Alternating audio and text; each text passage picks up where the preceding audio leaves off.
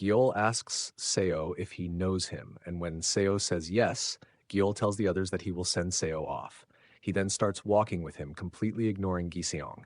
As they walk, Gyeol asks Seo if he plans on coming back there. Seo shakes his head, indicating no. Gyeol smiles, pats his head, and says, "Good thinking." Giseong asks Seo if Gyeol was harassing him, but Seo denies it. In fact, when those guys were bullying him, it was Gyeol who interfered, asking, "What are you doing to my little brother?" When they questioned if Seo was really his brother, Gyeol casually replied, "He can be, starting today." He then stood beside Seo, preventing them from messing with him any further, and told him to just hang in there for a while. However, right now, Seo doesn't tell Gisong any of this. He simply says, "Don't worry about it," and leaves. When he arrives home, Gio asks why he's coming home so late. Seo immediately assumes that Jisong snitched on him again and complains that it's the only reason she's all worked up, when usually she just ignores him. Later that night, on a dimly lit street, we see a man scolding Gyeol about smoking. Gyeol casually reassures him, saying, "Don't worry, it doesn't have nicotine in it." At Gio's house, her phone starts ringing. It's Giseong. She turns to Seo and warns him that if he doesn't tell her what's going on, she'll just ask Giseong instead. Seo tries to stop her, but it's too late. Giseong has already told her everything. Furious, she confronts Seo, asking why he was picking a fight with those guys.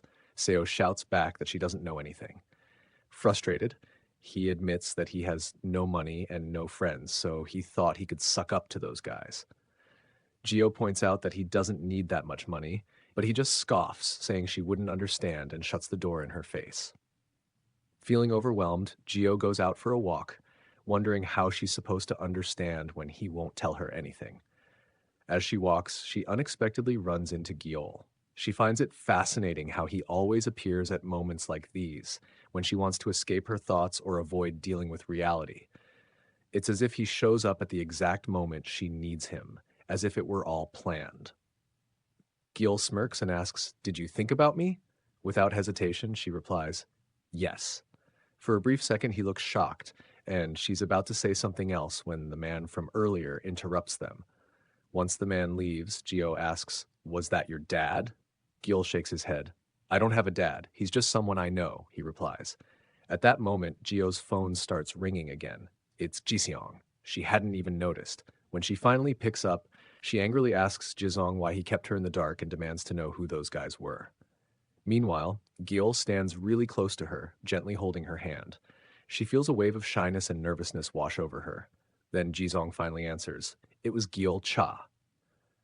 Gio freezes. "Are you sure?" she asks.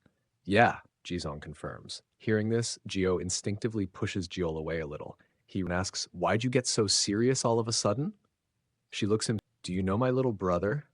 Gil tilts his head slightly. "I didn't even know you had a little brother until now," he replies casually. Gio narrows her eyes. "Are you hiding something from me?" "Beats me," he said smilingly.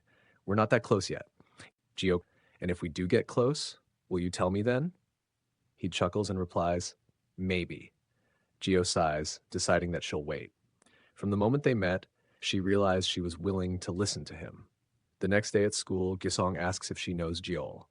That simple question makes her realize something. She actually doesn't know much about him at all. The thought embarrasses her. She hopes Giol has nothing to do with Seo. She tells herself that even if he acts like a thug, as long as he isn't actually one, it's fine. More than anything, she hopes he's someone she can shamelessly like. After all, he makes her forget all her worries, so she wishes she could like him freely.